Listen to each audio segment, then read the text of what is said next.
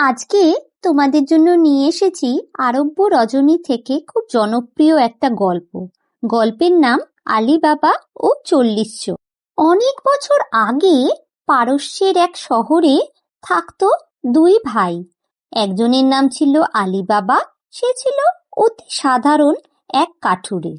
আর তার ভাই ছিল কাসেম, সে ছিল যেমন ধনী তেমন লোভী। একদিন আলীবাবা জঙ্গলে কাঠ কাটতে গিয়ে দেখতে পায় একদল ঘোড়সওয়ার ধুলো উড়িয়ে আসছে। ভয়ে সে একটা বড় পাথরের পেছনে লুকিয়ে পড়ে।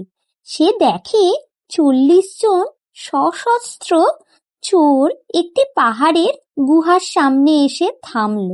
তাদের সর্দার গুহার সামনে দাঁড়িয়ে চিৎকার করে বলল, চিচিং ফাঁক। মুহূর্তের মধ্যে পাহাড়ের গায়ে একটি গোপন দরজা খুলে গেল। চোরেরা হাতে বস্তা নিয়ে সেই গুহার মধ্যে ঢুকে পড়ল। কিছুক্ষণ পর তারা যখন বেরিয়ে এলো, তাদের সর্দার তখন আবার চিৎকার করে বলল, চিচিং বন্ধ।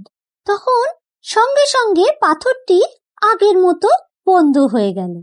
চোরেরা চলে যাবার পর আলীবাবা কৌতূহলী হয়ে পাহাড়ের সামনে এলো এবং সর্দারের সেই মন্ত্রটি উচ্চারণ করল। আশ্চর্যভাবে দরজাটি খুলে গেল। ভেতরে ঢুকে সে দেখলো রাশি রাশি সোনার মোহর, দামি হীরা জহরত আর রেশমি কাপড়। আলীবাবা কিছু সোনার মোহর বস্তায় ভরে বাড়ি নিয়ে এলো। আলীবাবা যখন তার ভাই কাসেমকে গিয়ে এই গুপ্তধনের কথা বলল, লোভী কাসেম সেই গুপ্তধনের কথা শুনে সঙ্গে সঙ্গে রওনা দিল সেই গুহার উদ্দেশ্যে। সে গুহার ভেতরে তো ঢুকলো, কিন্তু উত্তেজনায় বেরোনোর মন্ত্রটি ভুলে গেল। চোরেরা যখন ফিরে এলো, তারা কাসেমকে গুহার ভেতরে দেখে তাকে মেরে ফেলল। আলীবাবা যখন তার ভাইয়ের খোঁজে সেই গুহায় গেল, সে কাসেমের মৃতদেহ উদ্ধার করে আনল।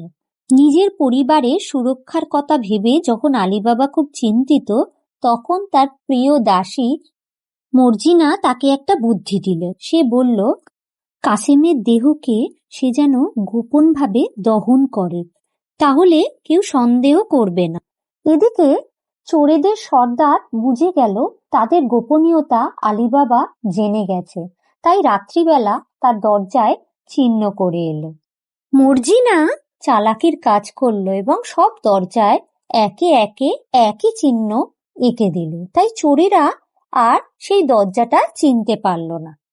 চোরেদের সর্দার তেলের সওদাগর সেজে আলীবাবার বাড়িতে অতিথি হয়ে এলো। বুদ্ধিমতী মর্জিনা তাদের চালাকি ধরে ফেলল এবং সেই তেলের পিপাগুলোতে গরম জল ঢেলে সব চোরেদের মেরে ফেলল। অবশেষে ডাকাতের সর্দার যখন একা হয়ে পড়ল এবং আলীবাবাকে মারার চেষ্টা করল, তখন মর্জিনা তার অসাধারণ উপস্থিত বুদ্ধি এবং নাচ দেখিয়ে সেই সর্দারকে শেষে মেরে ফেলে আলীবাবার প্রাণ রক্ষা করল। আলীবাবা মর্জিনাকে দাসত্ব থেকে মুক্তি দিল এবং নিজের ছেলের সাথে তার বিয়ে দিয়ে পরিবারের সদস্য করে নিল। সেই থেকে আলীবাবা ও তার পরিবার সুখে শান্তিতে বসবাস করতে থাকলো। এই গল্প থেকে একটাই নীতি শিক্ষা আমরা পাই যে লোভ মানুষকে ধ্বংস করে দেয়, কিন্তু উপস্থিত বুদ্ধি আর সততা বিপদ থেকে মুক্তি দেয়।